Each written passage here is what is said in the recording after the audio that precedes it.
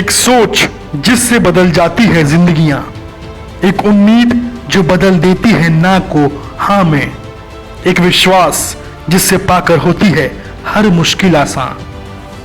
ऐसी ही शख्सियत से हम करवाएंगे आपकी मुलाकात, जिनके सफर को करेगा हर कोई दिल से सलाम। देखिए मीरा भाईंदर की शख्सियत से मुलाकात प्राइम टाइम शो में, सिर्फ उज्जवल भारत न्यूज पर।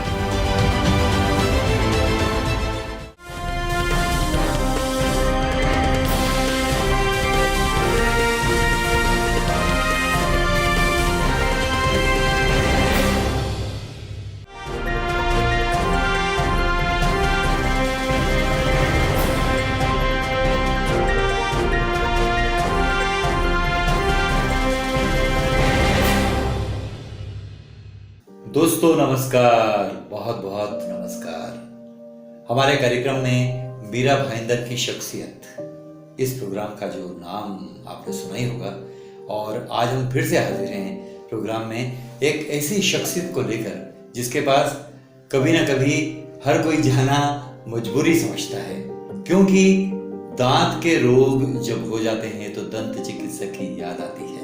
इसी सिलसिले में आज हमने आमंत्रित किया है सुप्रसिद्ध दंत रोग चिकित्सक जो मीरा भाईंदर में अपना क्लिनिक चलाते हैं, डॉक्टर रवि पांडे साहब।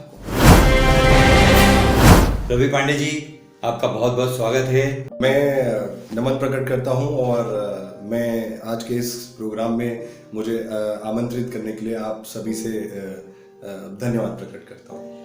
तो दोस्तों, अब हम सिलसिला शुरू करते हैं सवालों का। आपके जहन में भी कई सवाल मौजूद होंगे, क्योंकि आप चिकित्सक के पास जाते हैं, खासतौर से दंत चिकित्सक के पास, तो एक छवि सी होती है कि बहुत सारे औजार, एक बड़ा सा क्लिनिक, और क्या ऑपरेशन होगा हमारे दांतों का। खैर, वो हम चर्चा करेंगे आगे। लेकिन डॉक्टर साहब, ये बताइए कि आपने डेंटिस्ट्री और ख़ास तौर से जो स्माइल डिज़ाइनिंग है, उसी को क्यों चुना?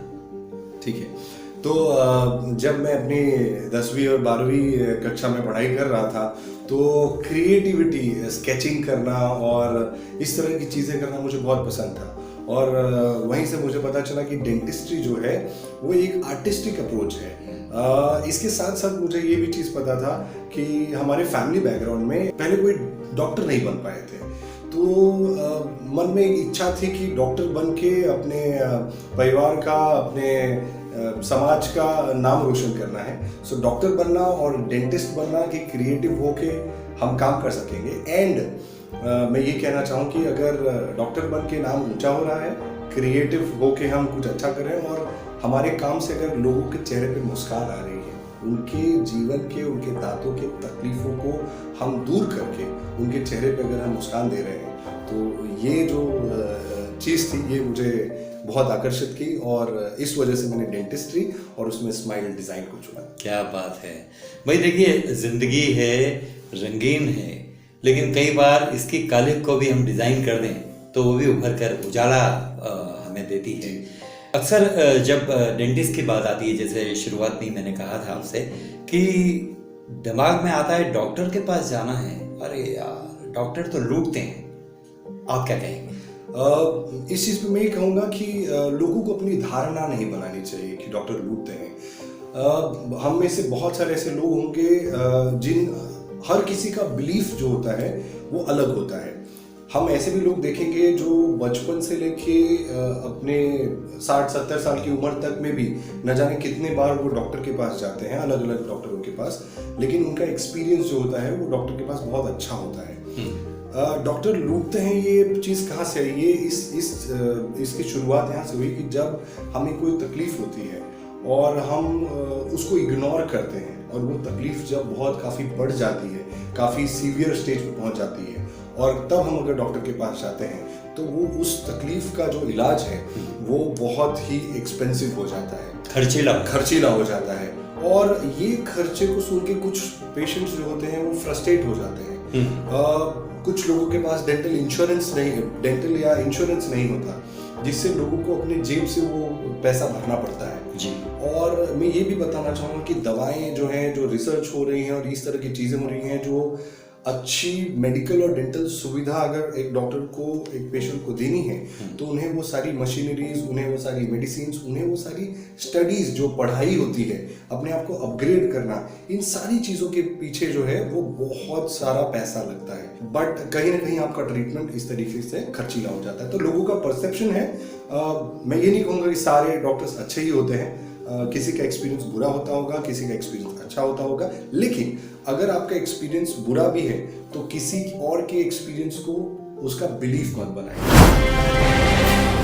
डॉक्टर साहब, आप भी तो काफ़ी महंगे चिकित्सक कहे जाते हैं, ये हमने जाना है, पहचाना है, लेकिन इसके बावजूद आपकी जो मकबूलियत है, प्रसिद्धि है, वो बनी हुई है।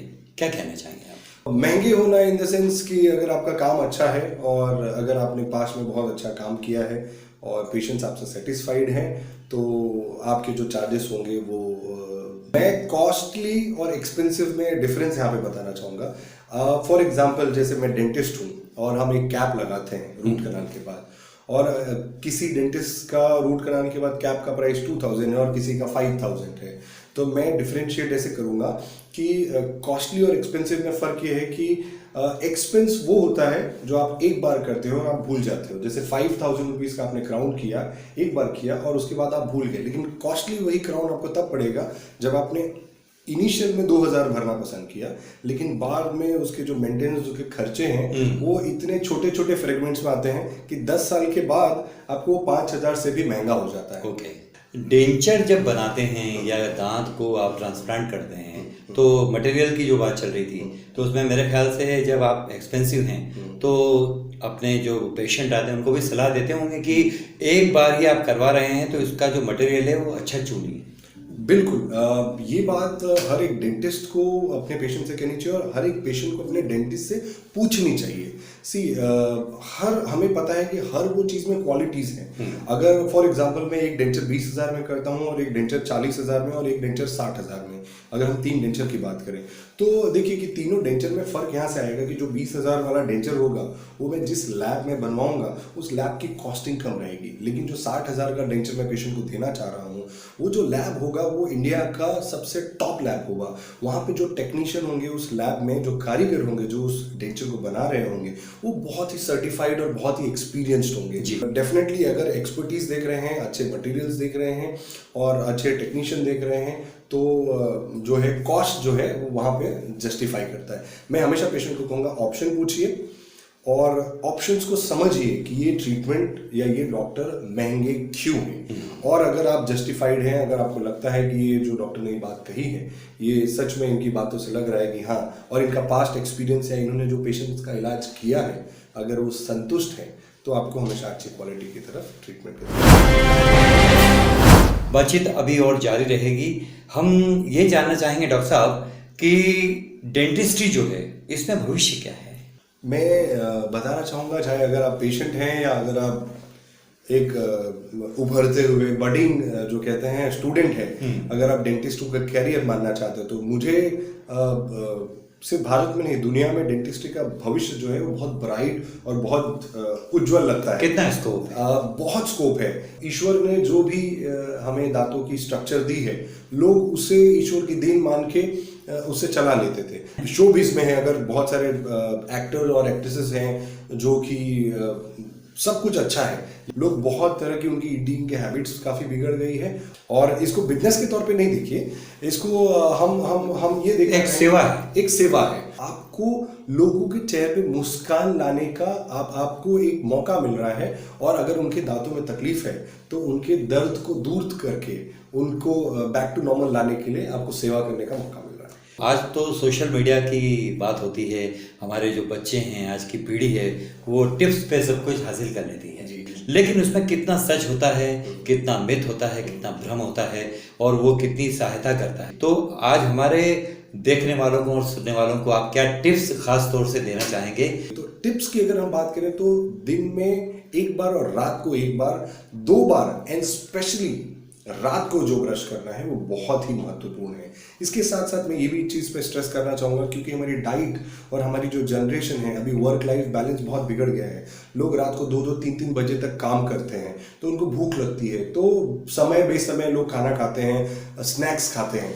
इस चीज से हमें ये ध्यान रखना है कि उनको दांतों की प्रॉब्लम बहुत ज्यादा होगी। फ्लॉसिंग करके कोई चीज होती है, एक धागा होता है जिसे अपने हाथ में बांध के अपने हर दो दांतों के बीच में डाल के आगे पीछे करना होता है। वो केमिस्ट क्या मिलता है? केमिस्ट क्या मिलता है। और मैं आपसे कहना चाहूंगा कि आप अपने डेंटिस्ट के पास जाइए और उनसे पूछिए कि ये फ्लॉसिंग कैसे की जाती है। हर बार खाने के बाद कुल्ला करना, और कुल्ला करने में मैं रूल ऑफ 3 लगाता हूं, एक बार नहीं 3 बार कुल्ला कीजिए। आप ये देखेंगे जब तीसरी बार आप कुल्ला कर रहे होंगे तो आपके मुंह से साफ पानी आने लगेगा। इसका ये मतलब है कि आपका मुंह पूरी तरीके से साफ हो चुका है। लास्ट एक और टिप मेरी ये रहेगी कि खाने में ऐसी चीजों को चूज करें जो टूथ फ्रेंडली हो।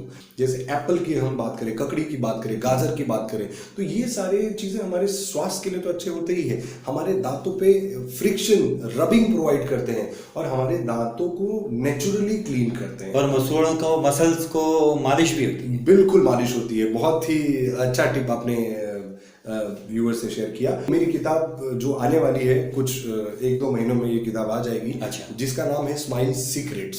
स्माइल सीक्रेट्स, याद रखिएगा। हाँ, तो स्माइल सीक्रेट्स में मैंने लोगों को बताया है कि किस तरह से आपकी smile, how can you transform your life by transforming your smile. आप अपनी स्माइल को ट्रांसफॉर्म करके अपनी जिंदगी को कैसे ट्रांसफॉर्म कर सकते हैं और बेहतर कर सकते हैं। हम वो सारी चीजें नहीं सीख पाते हैं या हम कहीं ना कहीं भूल जाते हैं। तो इस किताब के माध्यम से मैंने लोगों को बताया है कि किस तरह से जीवन में हमें मुस्कुराते रहना चाहिए। स्माइल का इंपॉर्टेंस मैंने एक्सप्लेन करने की कोशिश की है कि प्रोफेशनली, पर्सनली और सोशली। इसके साथ साथ मैंने उस किताब में ओरल हाइजीन के बहुत सारे टिप्स बताए हुए हैं कि टूथब्रश खरीदते वक्त, टूथपेस्ट खरीदते वक्त, टूथब्रश यूज करते वक्त आपको क्या सारी चीजें ध्यान रखनी चाहिए। तो मैंने ये जानकारी लोगों तक पहुंचाने की कोशिश की है ताकि भारत ही नहीं, भारत के बाहर भी जो लोग होंगे वो किताब को पढ़ के बहुत सारी दांतों की तकलीफों से वो दूर हो सकते हैं। आपकी आगामी जो किताब है उसके लिए अग्रिम शुभकामनाएं धन्यवाद। हमारे चैनल की ओर से। और एक जब आप टिप्स बता रहे थे तो मेरे दिमाग में एक बात आई जो हमारे घर के बच्चे भी सवाल करते हैं। उनको जब भी कहा जाता है कि 6 माह हो गए हैं, डेंटिस्ट के पास चलते हैं, चेक करवा लेते हैं, वो बोलते हैं नहीं नहीं, हमने तो ये पढ़ा है कि डेंटिस्ट के पास जाने से और दांत हिलने लगते हैं। तो ये क्या मिथ है?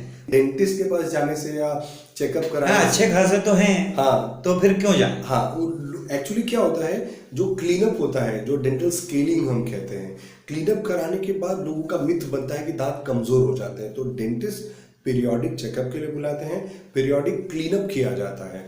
अब ये क्लीनअप क्या होता है? जब हमारे दांतों के, स्पेशली हमने देखा होगा हमारे जो नीचे के दांत है अंदर की तरफ, वहाँ येलो कलर का, पीले कलर का कुछ पदार्थ है जो जम जाता है, जिसे हम कैलकुलस कहते हैं। जो इनिशियल जब अपनी शुरुआती स्टेज पे होता है तो हमारे मसूड़ों को या हमारे दांतों को बहुत ज्यादा तकलीफ नहीं देता, लेकिन यही कैलकुलस जब बढ़ने लगता है और काफी मात्रा में, बाहर तो ठीक है, मसूड़ों के अंदर फैल जाता है, तो वो पाइलिया जैसी बीमारी को रूप दे देता है, जन्म देता है, जिसकी वजह से दांत हिलने लगते हैं। अब डेंटिस्ट के पास जब लोग पीरियोडिक चेकअप के लिए जाते हैं तो डेंटिस्ट इन कैलकुलस या प्लाक को क्लीन कर देते हैं। आपके दांत में कुछ ऐसी चीजें थी जिसे आपकी जीभ को आदत पड़ गई थी और एक कंसिस्टेंसी थी।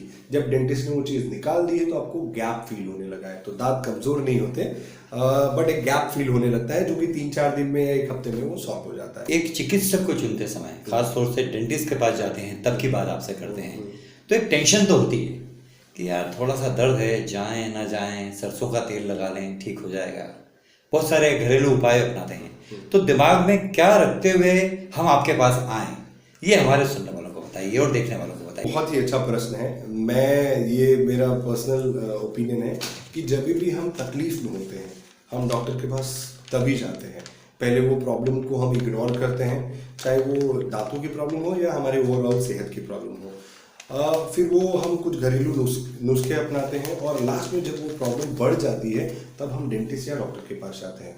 मैं व्यूअर्स से ये रिक्वेस्ट करना चाहूँगा कि आपकी प्रॉब्लम कितनी भी स्टार्ट हो, 1 या 2 दिन में ही आप डॉक्टर के पास जाइए, उस प्रॉब्लम को समझिए कि वो प्रॉब्लम है क्या। तो यहाँ पे हमें ये ध्यान देना है कि डेंटिस्ट के पास या डॉक्टर के पास हम तब जाएं जब हम एकदम हेल्दी हों, ताकि आपका पूरा फोकस ये समझने में आप लगाएं कि ये डॉक्टर साहब हैं कैसे, इनका व्यवहार कैसा है, क्या ये पेशेंट्स को अच्छी खासी समय देते हैं या नहीं देते हैं। का तंबाकू और इस तरह की जो अनुपयोगी चीज़ें हैं वो उपयोग में ज़्यादा आ रही है। मेल जो आपके पास पेशेंट आते होंगे, तो क्या आप उनको ये सुझाव देते हैं कि भाई छोड़ दीजिए? तो हमारे सुनने वालों को, देखने वालों को आप ज़रा बताइए कि कितना नुकसानदायक है। मैं ये उन लोगों से कहना चाहूँगा जो लोग गुटखा, सिगरेट या इस तरह की चीज़ों का सेवन करते हैं कि आपको ये चीज़ की जानकारी नहीं होगी कि जिन लोगों को मुंह के कैंसर या जीभ के कैंसर हुए हैं, वो कैंसर होने के बाद जब उनकी सर्जरी होती है, उस दौरान जो उनके माइंड पे, जो उनके परिवार की मेंटालिटी और साइकोलॉजी और जो फाइनेंशियली उनको जो डिस्टर्बेंस होता है, वो बहुत ही बुरा होता है। तो आप सभी से निवेदन है कि जो लोग कर रहे हैं, आप अपना तो डेफिनेटली सोचिए, अपने बच्चों का, अपने माँ बाप का, अपने भाई और अपने बहन के बारे में सोचिए। मेरा यहाँ पर एक क्वेश्चन दिमाग में जन्म ले रहा है कि जो रिव्यूज आते हैं, समीक्षा आती है, वो कितने फेक होते हैं और कितने निगेटिव जो होते हैं वो जानबूझ के डाले जाते हैं। रिव्यूज जब आप चेक कर रहे हो तो आप देख लीजिए कि जो पॉजिटिव रिव्यूज हैं उस नाम का, जैसे हम डेंटिस्ट हैं तो मेरे सारे रिव्यूज जेन्युइन हैं कि ये सारी चीज़ें पेशेंट को अट्रैक्ट करने में काम आती हैं।